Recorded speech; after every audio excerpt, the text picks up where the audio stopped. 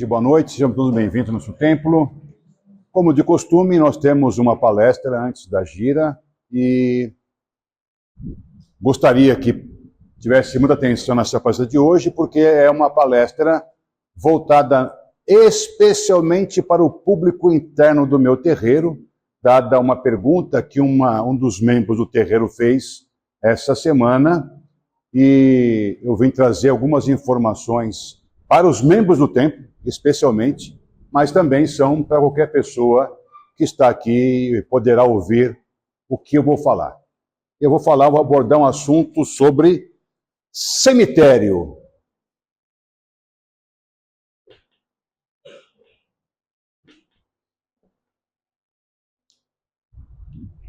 Cemitério. O que é o cemitério? O que é o cemitério? Onde vivem os mortos. Onde vivem os mortos. Não é?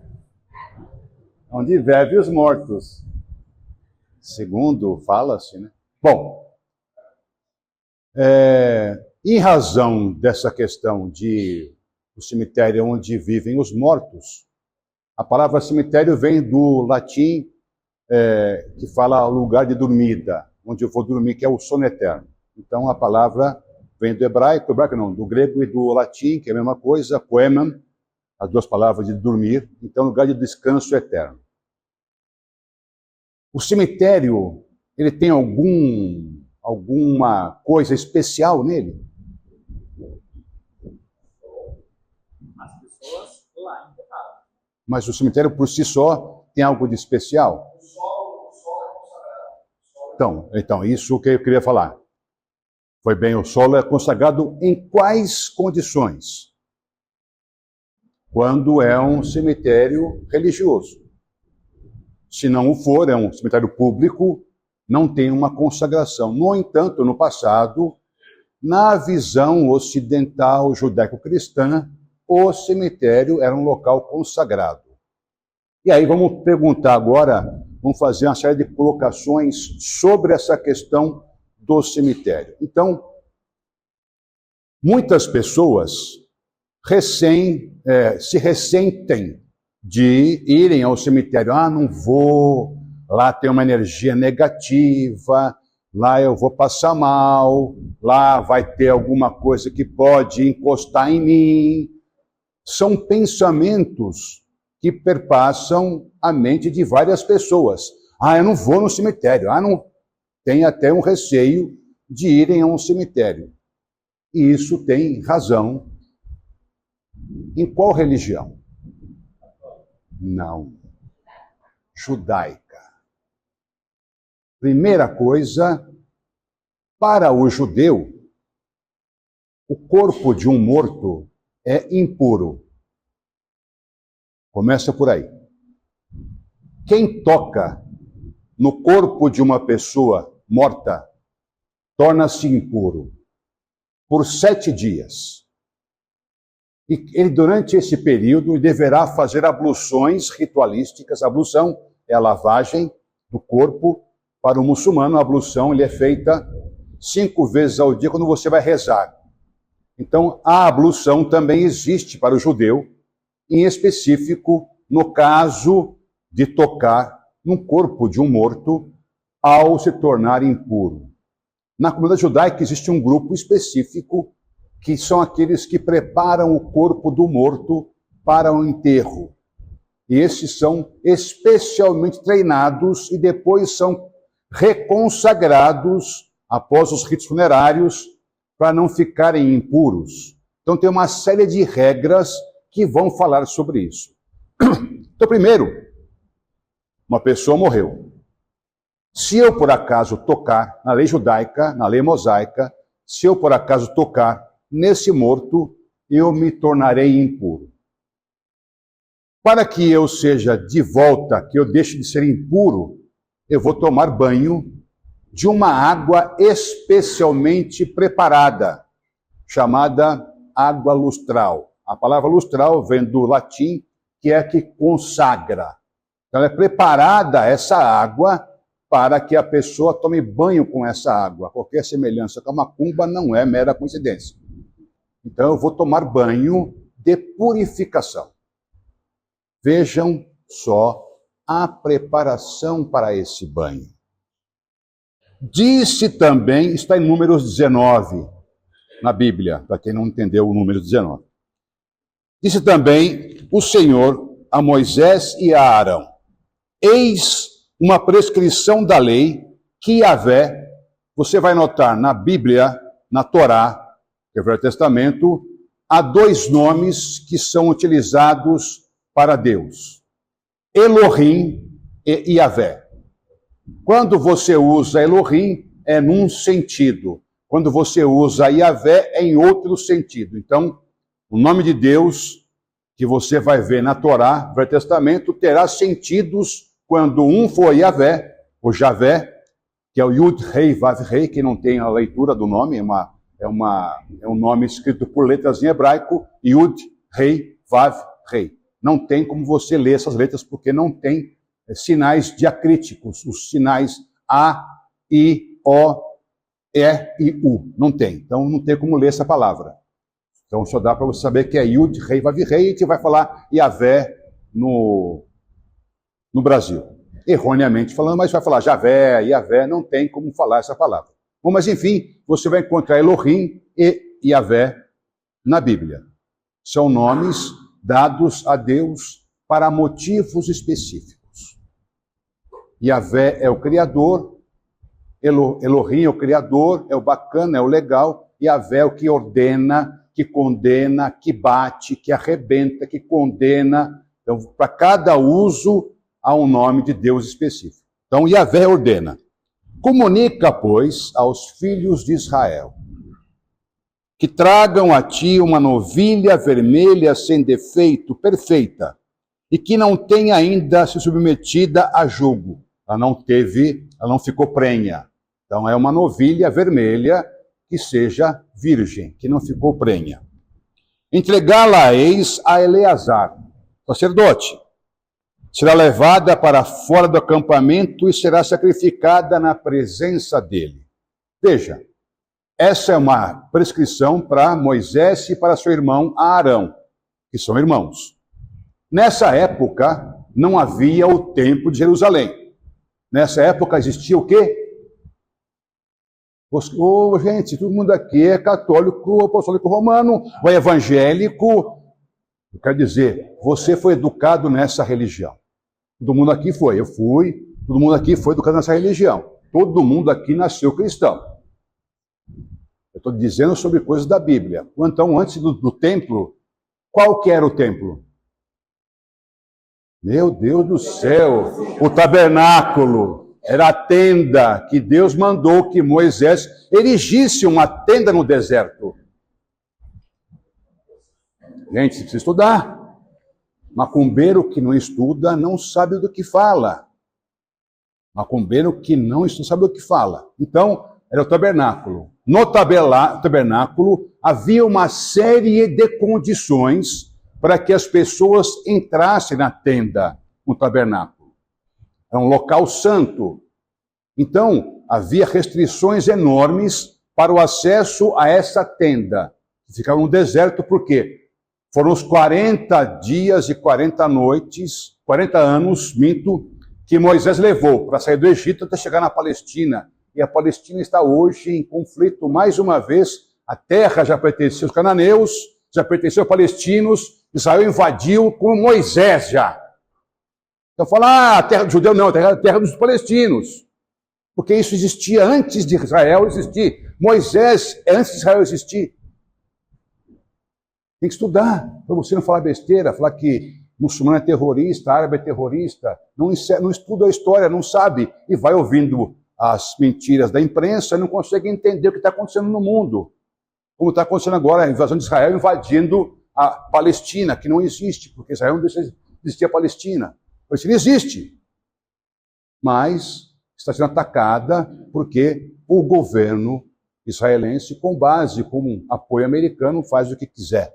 Mas, enfim, depois Eleazar tomará com o seu dedo um pouco do sangue e aspergirá 7 vezes em direção à tenda. Ele vai molhar o dedo no sangue do animal sacrificado e vai aspergir em direção à tenda.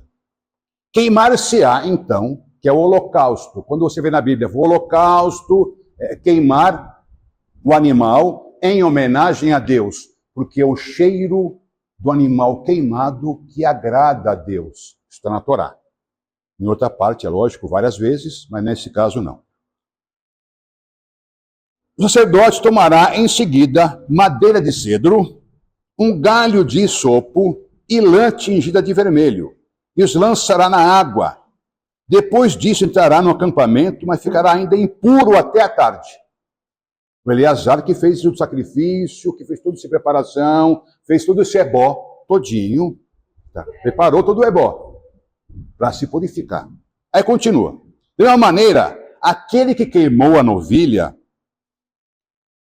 lavará suas vestes, banhará seu corpo com água e será considerado impuro até a tarde. Um homem considerado cerimonialmente puro se encarregará de recolher as cinzas da novilha e as depositará em local puro, fora dos limites do acampamento. Ali as cinzas serão guardadas pelo povo de Israel, a fim de serem usadas na preparação da água lustral que tira a impureza das pessoas. Então, esse material todo queimado, os restos da novilha, o cedro, o hisopo queimado, você vai jogar na água, nada a ver com macumba isso. Vai jogar na água, vai misturar isso na água e vai lavar a pessoa. É só por meio dessa lavagem que se tornará pura novamente, durante 7 dias. Então vejam, essa era a restrição. Então, por que o cemitério tem tanta visão de local impuro? Por essa questão. Para o judeu, o cemitério é um local impuro. Mas não acabou ainda. Aquele que tocar em alguma pessoa morta, tornar-se-á impuro. Portanto, deverá purificar-se com essa água lustral. Eu falei da preparação das cinzas, no 3º e no 7º dia. Então será considerado novamente puro. Contudo, se não se purificar no 3º e no 7º dia, não estará livre da impureza que adquiriu.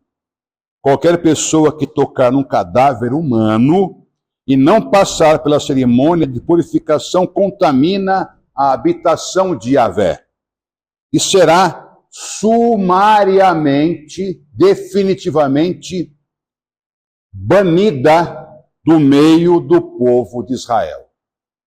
Qual que era, para os povos originários, os povos tradicionais, qual que é a pior condenação que existe?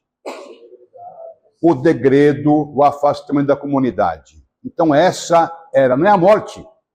A morte física é um alívio. Essa aqui é a morte social, que é a pior morte que existe. Quando a minha comunidade não me quer mais. Quando eu sou retirado da minha comunidade. Isso era a condenação de quem se mantivesse impuro. Então, se o corpo é impuro, então fazendo o pensamento lógico, o local onde o corpo é depositado se torna impuro. Para quem? O judeu. Ok? Para o judeu. Para nós, muçulmanos, existe isso? Não. Em absoluto. O corpo de uma pessoa morta é o corpo de uma pessoa morta e ponto. Os ritos funerários judaicos e islâmicos são muito semelhantes. A lavagem do corpo passa perfume, embala o corpo em um lençol branco. Só que para o judeu, a roupa totalmente branca, luvas brancas, pedras nos olhos, algodão por cima das pedras e embala com um pano branco. Para o muçulmano é completamente pelado, lava o corpo, despe o corpo, fica totalmente nu, enrola num pano branco e é enterrado dessa forma, sem caixão. É a mesma coisa no judeu, também enterra sem caixão. Não, normal. normal. Talvez para algum costume de algum povoado se enterre assim. Não, mas para nós muçulmanos, judeus, que eu saiba, não. Então, você vai encontrar isso para os muçulmanos. Tanto é que os países islâmicos que eu visitei, o local para você tomar um café agradabilíssimo é no cemitério. Existem danceterias famosas que ficam no cemitério. Na Turquia, há bibliotecas gigantescas no cemitério. E as pessoas vão lá para passear no cemitério, é um lugar de paz, tranquilidade.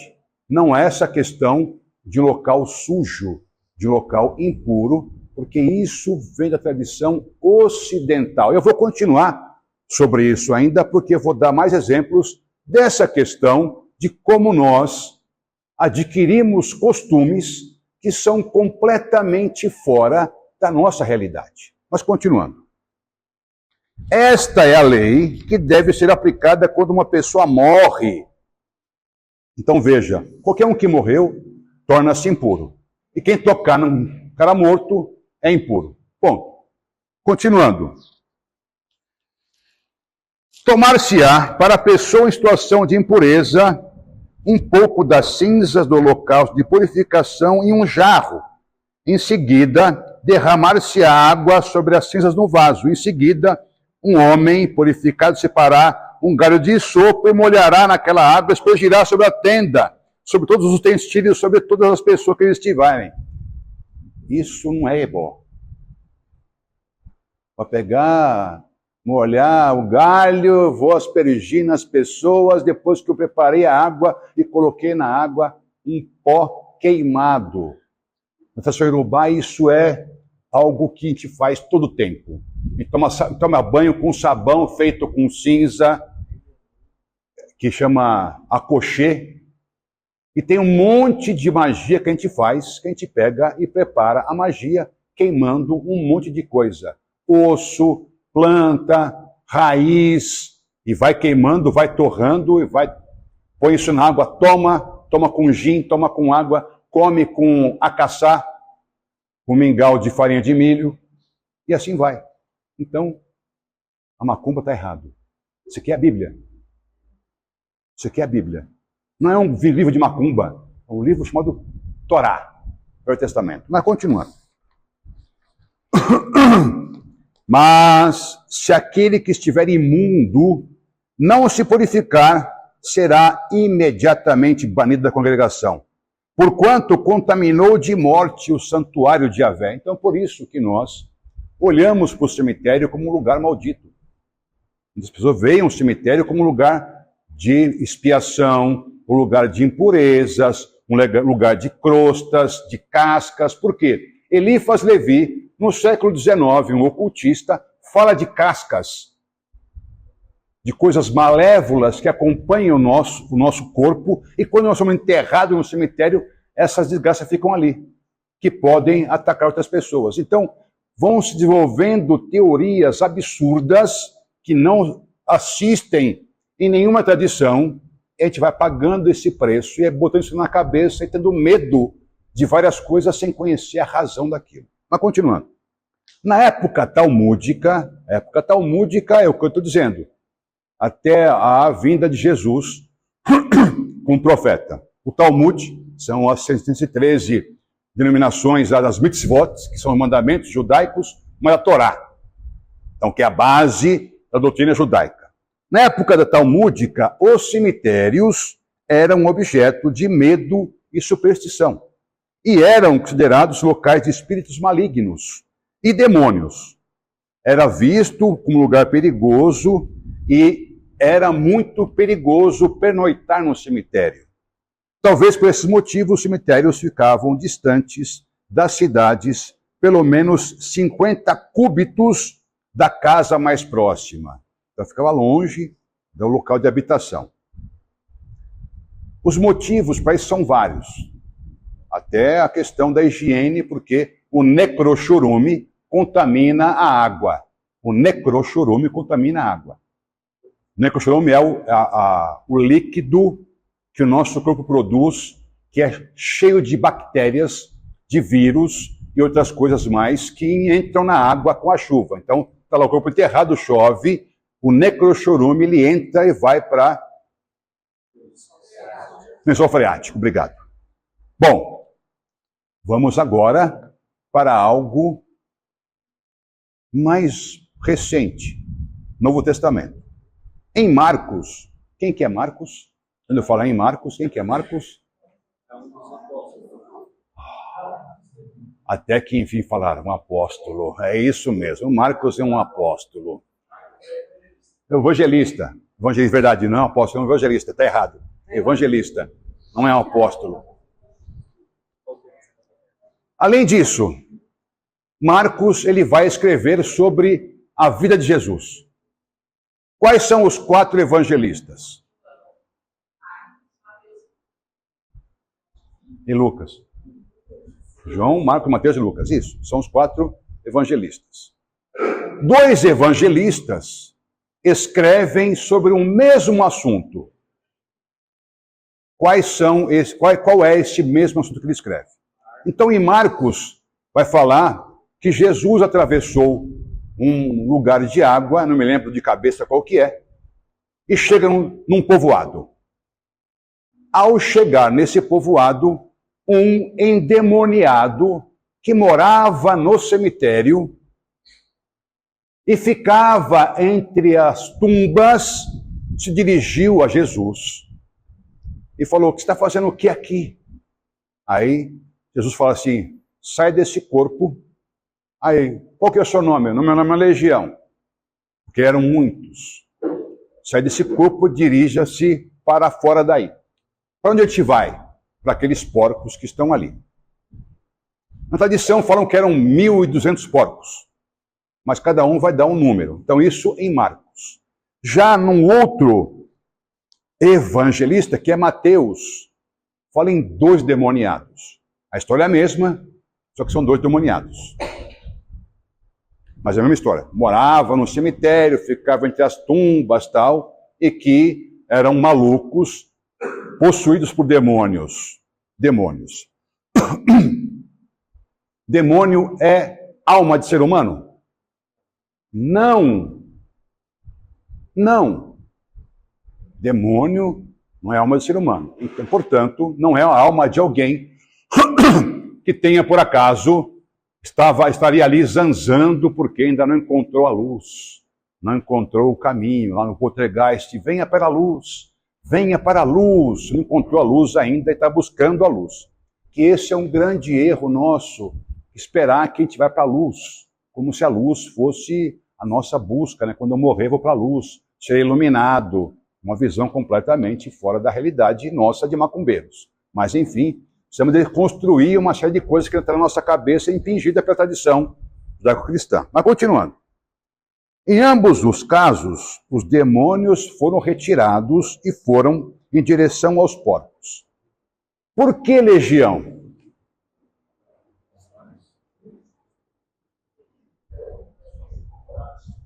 Por que legião? Porque eram muitos, está na Bíblia. Qual que é real disso? Legião era uma parte do exército romano. Qual que era o papel de Jesus como um agente social? Libertar Israel do jugo dos romanos. Ele era um ator político. Não só espiritual, ele era um ator político. Por isso, legião. Por que os porcos? Para o judeu, porco é um animal, para o muçulmano também. É um animal impuro. E a pior coisa que poderia para um judeu, por exemplo, era ser condenado a pastorear porcos de outras pessoas que não fossem judeus. Existia essa punição para judeus que cometessem alguma falha, ele vai ter que pastorar para os pagãos. Para pagão quer dizer do campo. A religião do estado, do município, da capital é a principal, a dos pagãos é do campo, que não é da capital. essa é a diferença que existe de pagão e não pagão. Não essa merda que depois inventaram, o pagão é não cristão. Não, pagão é aqui do campo. É só isso. Então, paganos vem do campo, da pessoa que mora no interior, e não o não cristão, o errado, enfim, o que se colocou como pagão. Enfim, então quando se imagina isso, quando se vai tentar entender essa relação que existe entre essas situações, a gente começa a entender por que te faz coisa impensável. A gente vai construindo coisas que não tem nada a ver conosco. Mas, enfim, a morte em Roma, falando de Roma. Então, eu falei de Jesus quanto em rede social contra os romanos. Mas a morte em Roma, enquanto fenômeno social, começava com o falecimento de uma pessoa. Esse corpo se tornava motivo de poluição, um elemento cultural constitutivo do sistema de crenças dos romanos. Desse modo, o cadáver, bem como a poluição produzida por ele, demandava ritos e comportamentos sociais para que ocorresse sua purificação. E os elementos que ficaram impuros com ele, como o caso da família, a família ficava impura com a morte de alguém. Então precisava ter rituais que purificassem não só o corpo, mas a família e a casa do corpo onde a pessoa foi morta, a pessoa morreu. Ritual romano. Ritual romano. Nós estamos no Brasil e somos macumbeiros. Ritual romano. O que tem a ver conosco? Nada. Continuando.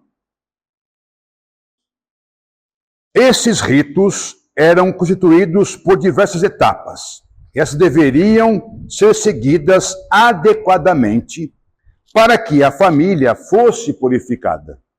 Essas etapas consistiam em beijar a boca da pessoa falecida, o ósculo, fechar seus olhos, óculos premere, chamar o seu nome 3 vezes, conclamácio, e em seguida colocar o corpo no chão, deponere. Então são os passos para purificar o corpo. Em contato com a terra. Depois o corpo deveria ser lavado com água quente e óleos perfumados. No leito, a pessoa falecida receberia as homenagens e poderia ficar exposto por 8 dias. Passados esses dias, o corpo era carregado na pompa fúnebre para fora da cidade, onde ele seria inumado ou enterrado, queimado ou enterrado. Lá sacrificava-se uma porca que era oferecida para Ceres, uma divindade romana, e carneiros para os lares. Quem são esses lares? A palavra lar, que eu falo em português, o meu lar, a minha casa, o meu lar. Lar é a designação de um espírito que mora na casa. Então, toda casa tem um lar. A minha família tem um lar. O lar é o espírito que mora na minha casa, que protege a minha casa. Então, sacrificavam-se carneiros para os lares que moravam na casa do morto, para purificar a casa do morto, ok? Depois, os ossos, se ele fosse enterrado, esperava descarnar os ossos. Se fosse queimado, esperava queimar para recuperar os ossos sem queimar o osso. No caso do holocausto judaico, queimava tudo até ficar tudo em cinza. Aqui não. Aqui queimava para tirar a carne, para descarnar, porque inumanizar. Eu vou descarnar para ficar só os ossos. Aí os ossos eram recolhidos e jogava-se vinho sobre eles. Além disso, fazia-se um banquete em homenagem ao morto. A seguir, o herdeiro, com o uso de ramos de oliveira, aspergia água nos celebrantes. É a mesma coisa da questão judaica. Quando a família voltava para casa, um herdeiro do sexo masculino assumia o papel de erreviator, aquele que fazia a limpeza simbólica na casa, a purgácio, com uma vassoura feita de folhas. Nada a ver com macumba. Nada. Caso houvesse falha em alguma etapa desses rituais, a poluição permaneceria a macular a família. Nesse caso, ela deveria ser expiada com outro sacrifício expiatório de uma porca, mais uma vez. O funeral, entre os romanos, possuía alguns objetivos. Agradar o defunto, para que ele não atormentasse os vivos. Vem daí a nossa ideia de dar uma penada, que vem atormentar os vivos, porque não fizeram os rituais adequados para a sua despedida. A gente é o quê? A gente é o quê? Eu sou romano. Mas a gente tem um pensamento romano, porque a nossa educação judaico-cristã traz essas reminiscências desses povos. É a alimentação da cultura ocidental que nos invade o tempo inteiro e nos emburrece completamente sem entender por que a gente faz esse tipo de coisa.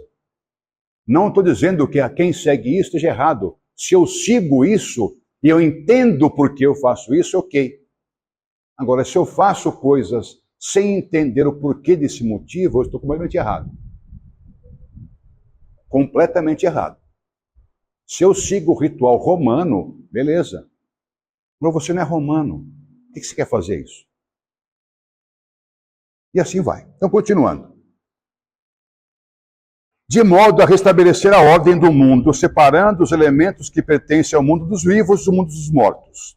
De maneira antagônica, o ato das feiticeiras horacianas, que é da época dos romanos, que rompiam a fronteira entre esses mundos, que elas deliberadamente não faziam os rituais para que os mortos ficassem bravinhos com os vivos e utilizassem isso magicamente. E aí vem na nossa cabeça todas as histórias da bruxaria e assim por diante. Além desses rituais funerários, tinham o papel de purificar a família do defunto, poluída de morte. Para que o expurgo dessa poluição ocorresse com sucesso, era muito importante que todas as suas etapas fossem adequadas, pois o destino do morto ficaria comprometido. Então, esse é o pensamento desse povo e dessa época. Agora vamos para os gregos. Para os gregos. Em Atenas, então o Plínio é um cristão do início do século I, que vai escrevendo situações que ele vai vivendo, vendo dos povos, em relação ao cristianismo, que é algo muito novo, né? Ele nasce em 62, Plínio, o jovem, vai registrar algumas coisas, ele é visto como um filósofo. Ele vai registrar algumas coisas, alguns costumes, que ele vai vendo no mundo helênico. O mundo helênico é o mundo dos gregos, que tem tanta influência também no mundo romano e assim por diante. E vai até o Egito, a influência helênica, durante muitos séculos. Então ele vai registrar o que ele percebe em Atenas, que é a capital da Grécia. Em Atenas, havia uma casa ampla e espaçosa que era notória e cheia de pragas. À noite, ouvia-se o tilitar de metal. Então, para alguém com maior audição, o barulho distante de correntes foi inicialmente audível e em seguida ressoou de perto. Um espectro apareceu, um velho curvado, emagrecido e imundo, com a barba esvoaçante e cabelos eriçados. Ele usava grilhões em suas pernas e correntes em seus pulsos que lhe sacudia continuamente. Como resultado, os residentes foram mantidos acordados, aterrorizados, durante todas as noites sombrias e terríveis. A falta de sono induzia a doença, e à medida que o medo aumentava, a morte, pois mesmo durante o dia, embora o fantasma tivesse se retirado, a lembrança dele vagava pelos olhos e o medo sobreviveu por mais tempo do que suas causas. Veja, uma descrição de uma casa em Atenas, em 70 alguma coisa depois de Cristo. E aí fala que foi posta à venda essa casa, que era na casa que tinha o fantasma, mas não conseguia comprar, vender, lógico. Aí quem se fez?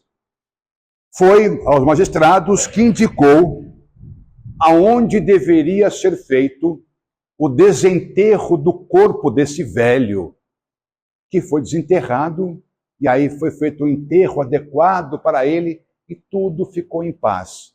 Quantos filmes de terror têm a mesma história?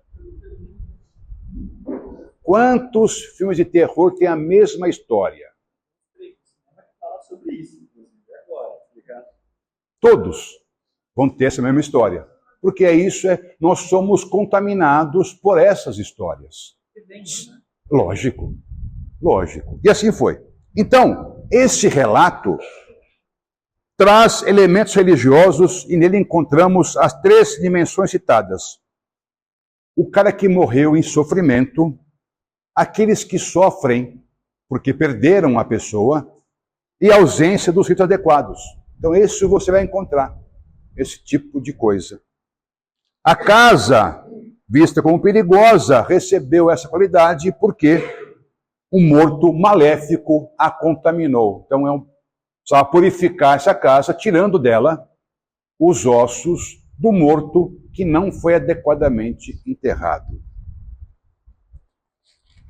Estou terminando já.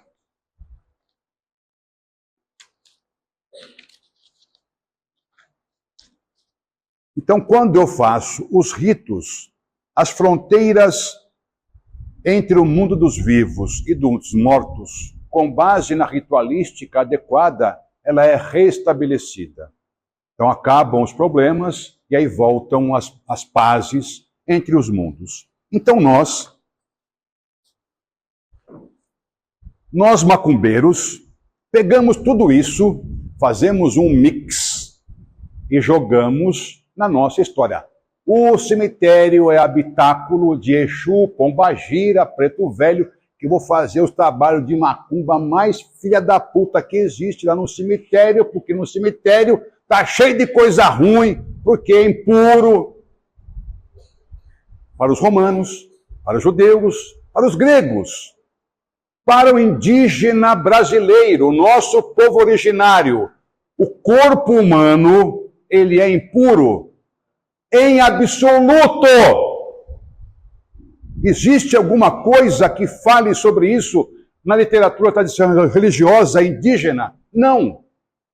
Quando que o corpo humano se torna impuro em algumas ocasiões específicas para uma tribo indígena específica? Quando ele é morto por um animal e fica abandonado, depois ele é achado, depois de vários dias, em decomposição.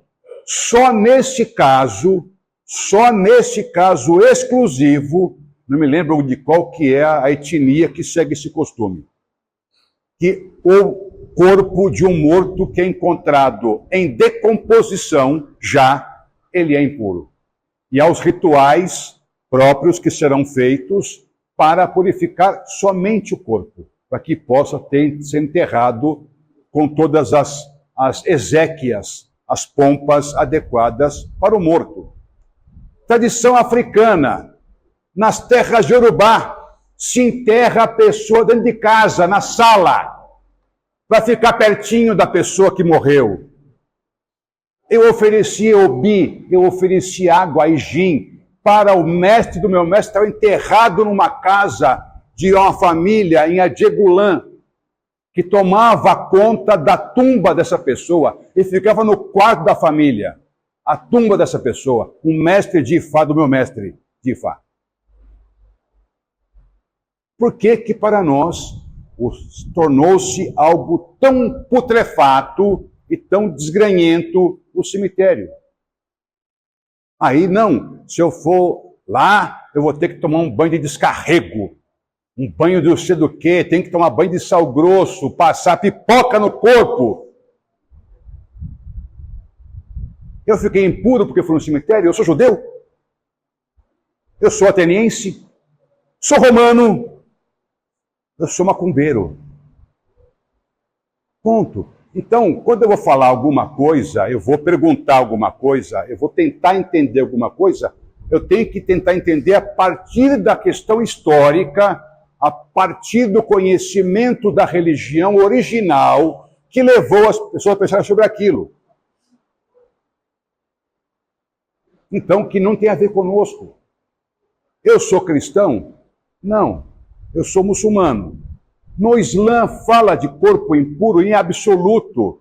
Em absoluto, não há purificação. O corpo morto não é impuro. E quem toca no corpo humano não se torna impuro. Então, o cemitério, para o muçulmano, é um lugar normal. Só está ali com um monte de corpo enterrado. Ponto. E assim vai. Então, nós temos que tirar os olhares, às vezes tão supersticioso de algumas coisas que não correspondem àquilo que é, na verdade, o que se fala sobre aquela tradição. Então, pode-se ir ao cemitério à vontade. Agora, quem está assistindo, não está aqui, quem está ouvindo, vai me falar um monte, vai criticar, como sempre fazem, né? Mas é difícil criticar quem sabe de história, né? E quem lê o que está falando, né? Então, eu li. Então, não é só o Mário falando, eu li a Torá, eu li um livro acadêmico, então não é o que o Mário só fala sozinho. Quando eu falo com base em muitas coisas para poder falar. Então, quando eu sou macumbeiro, eu acredito que no cemitério mora Pombagira, mora Exu, então você crê nisso, ok. Quando você vai ao cemitério, você pede licença para o dono da porta do cemitério, para que você entre no cemitério. E acabou. Acabou. Eu não faço isso.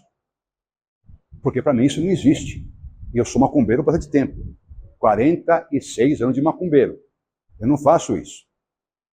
Para mim, no cemitério, eu entro, saio, como se fosse na minha casa. Porque para mim não tem problema nenhum ir ao cemitério.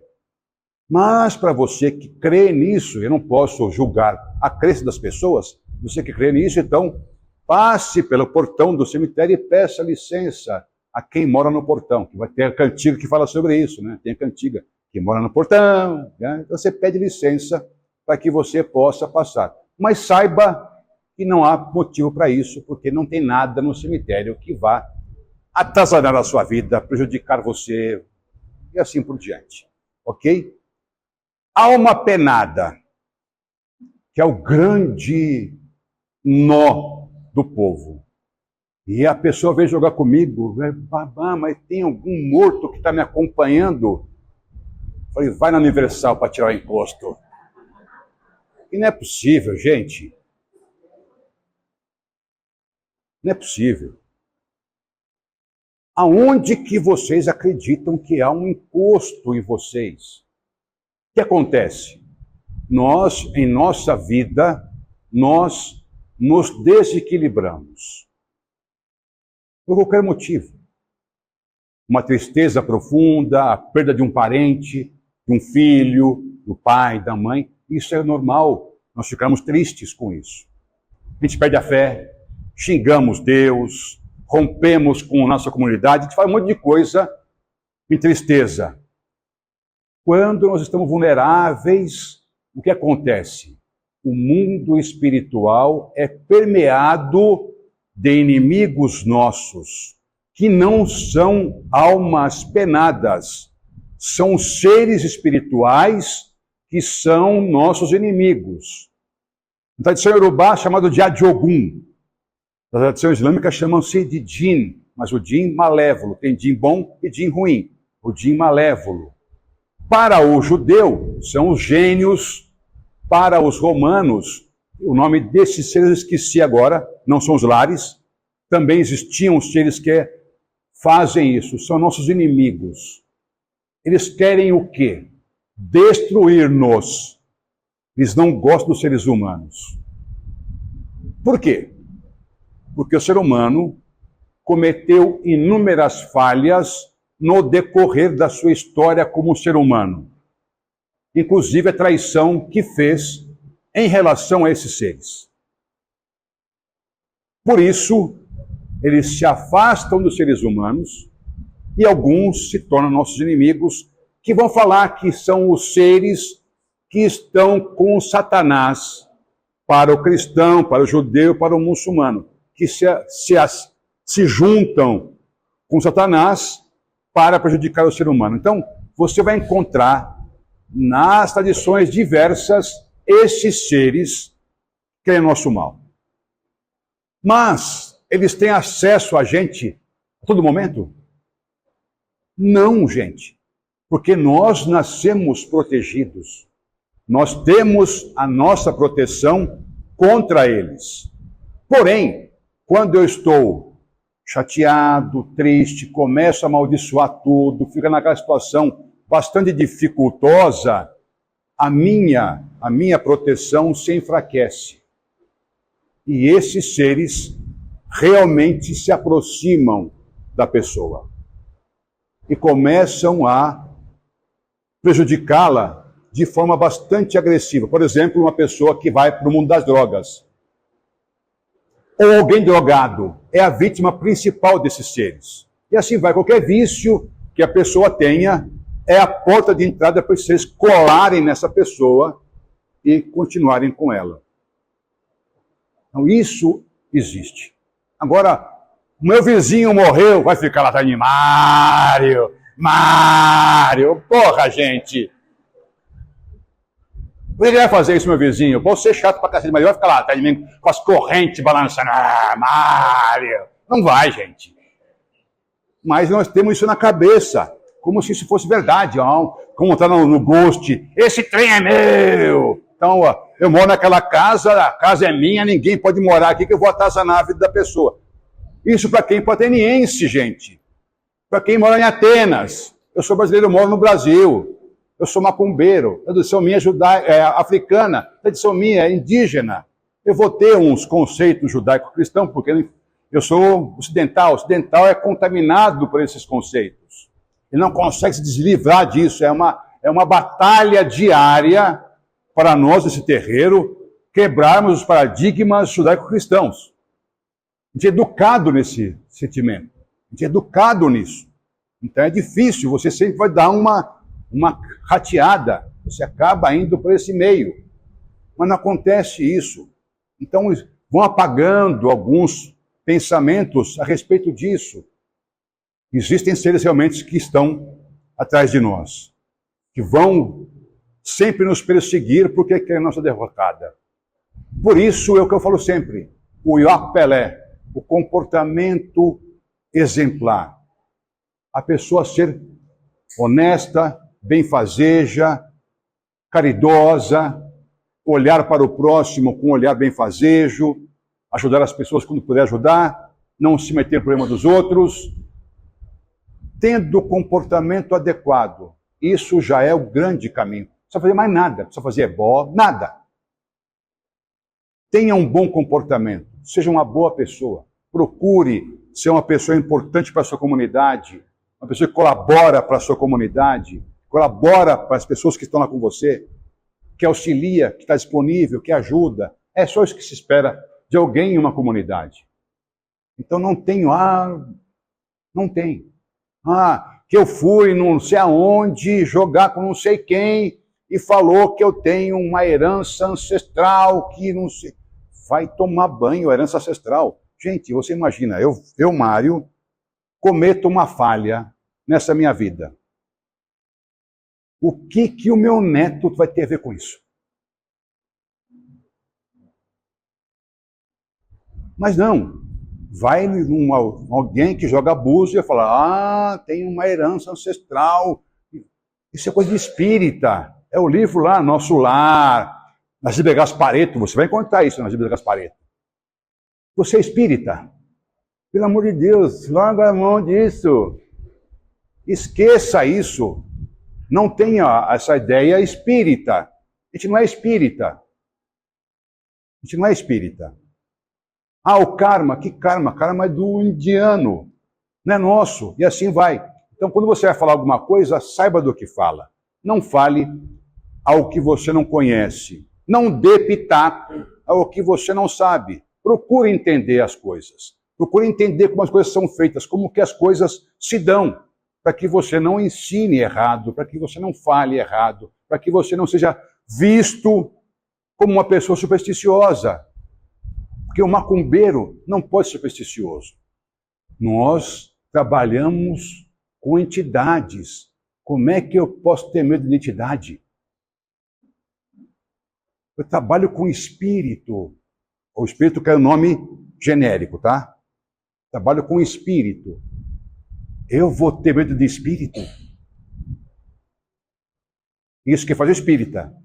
O espírito tem medo de espírito. Nós somos macumbeiro. Então, se eu vou num lugar que tem espírito, eu estou em casa. Não é verdade? Ponto. Está aqui, o Júlio me encheu no saco que deu a hora. Alguma pergunta? Vamos lá com o microfone, por favor. Chega o microfone aí. Mário, em Campinas tem o Cemitério da Saudade, onde tem um túmulo do senhor Tranca-Rua. De quem? Tranca-Rua. Tranca-Ruas, tá. Já passou a ser uma cultural ao meio dos macumbeiros e fazer oferenda, se dirigir até lá. E eu ia muitos anos atrás com os meus pais, era apenas uma capelinha pintada de preto. Hoje ele tem um espaço que foi oferecido o túmulo para a cultura de Campinas. Lá fizeram a casinha, porta, grade, colocaram uma imagem de 1,80 m do senhor Tranca-Rua.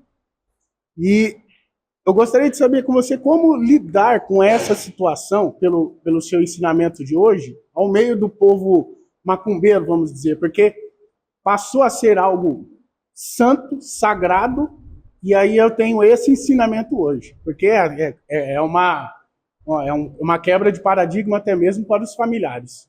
Como tratar essa questão de lá dentro, ter essa questão que o senhor estava falando de um espírito que está sendo levado várias questões negativas, onde tem algumas oferendas lá complicadíssimas, outras boas. Como tratar essa questão cemitério, espírito, morte? Essa questão da casa, eu vou ser bem espírita. Ele evoluiu. Era uma capelinha, agora é uma mansão. Ele evoluiu, olha só. Então, foi a evolução que ele teve. Brincadeiras à parte, não existe. Evolução não existe, mas brincadeiras à parte.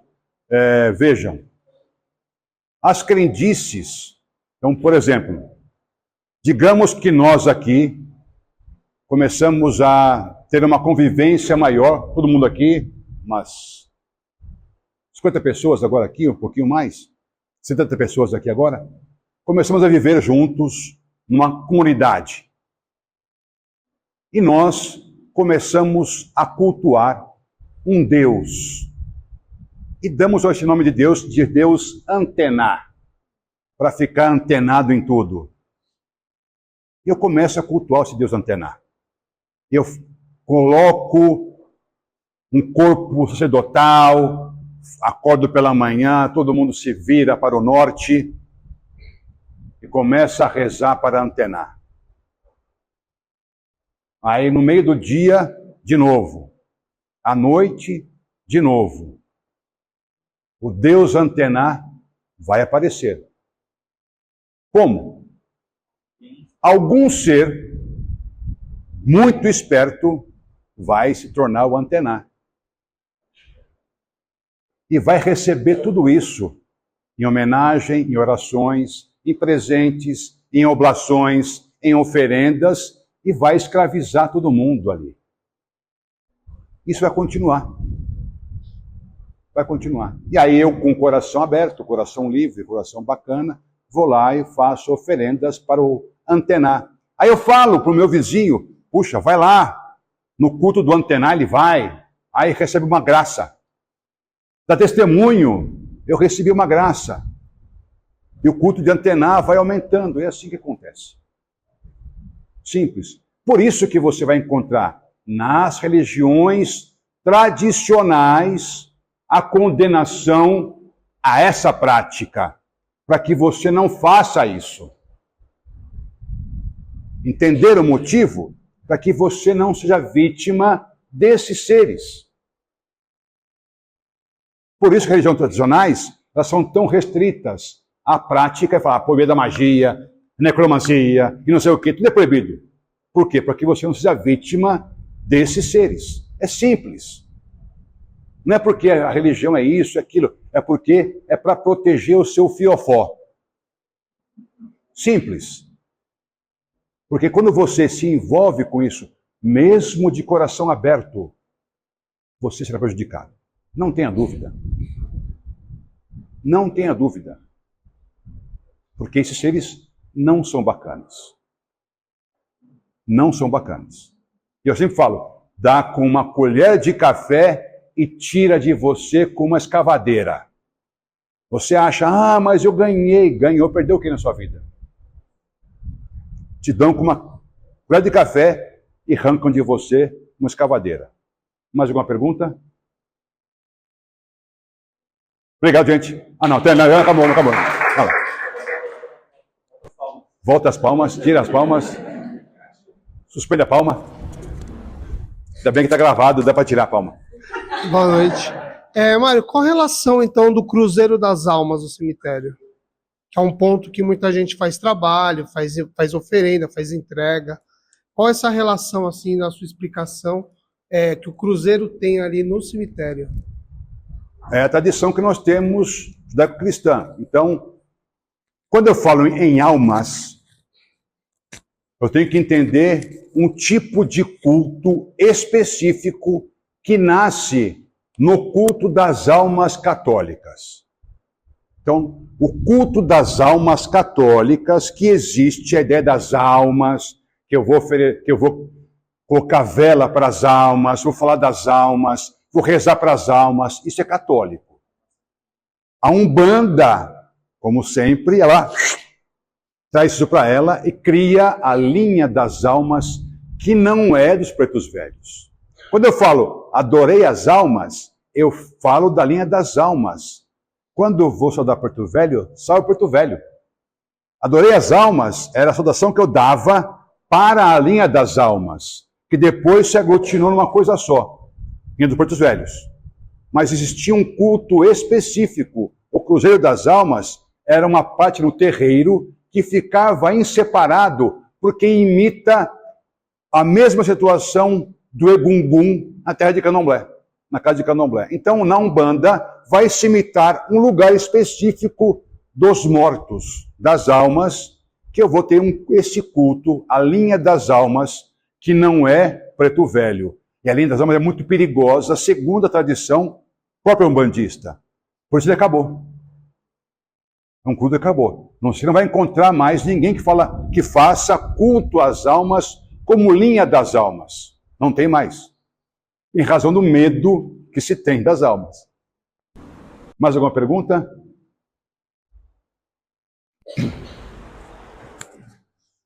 Babá, com relação aos cultos a homens e mulheres santas. Isso em todas as religiões existem pessoas que, por conta da sua devoção, por conta da sua entrega, né, se tornam pessoas que são, enquanto vivas, às vezes depois de mortas, também referências, né? Relação a isso, esse culto a essas pessoas. Vamos lá. Nas tradições, todas elas, nós não morremos. Nós passamos para um outro plano, para um outro estado. Então, de onde eu estou, eu tenho a possibilidade de auxiliar os vivos. Então, você vai encontrar isso no Islã com os mestres sufis. Você vai encontrar isso com os santos católicos nas suas tumbas, que as pessoas vão em peregrinação, fazem lá pedidos para os santos. Você vai encontrar isso no judaísmo, com os santos, entre aspas também, não é santo no Islã nem no judaísmo, não é santo, são os mestres que são olhados como se fossem santos. O judaísmo tem os mestres da Kabbalah, são vários, também são locais que o pessoal vai lá, faz pedido, você vai encontrar isso em várias tradições, porque nós não morremos. A ideia da morte, que eu morri e acabou, é algo bastante moderno. A questão religiosa sempre vai falar que ao morrer, a minha alma permanece. E em razão disso, há a possibilidade de que essa alma, que chegou ao estado santificado, ela possa interceder por mim junto ao Criador. Ela pode proporcionar para mim benesses. Então, lá em Santa Nossa Senhora da Aparecida, o pessoal vai lá pedir intercessão para ter filho, para curar de algum mal, aí leva lá uma perna, se curou de varizes, leva uma perna de gesso, e assim vai. E isso é uma prática que você vai encontrar em diversos povos, em especial nas religiões tradicionais, que falam sobre isso, mas as ocidentais. Outras não terão tanto isso, mas você vai ver isso no budismo também, você vai ver também isso nas religiões asiáticas, no shintoísmo, você vai ver isso no Sikh.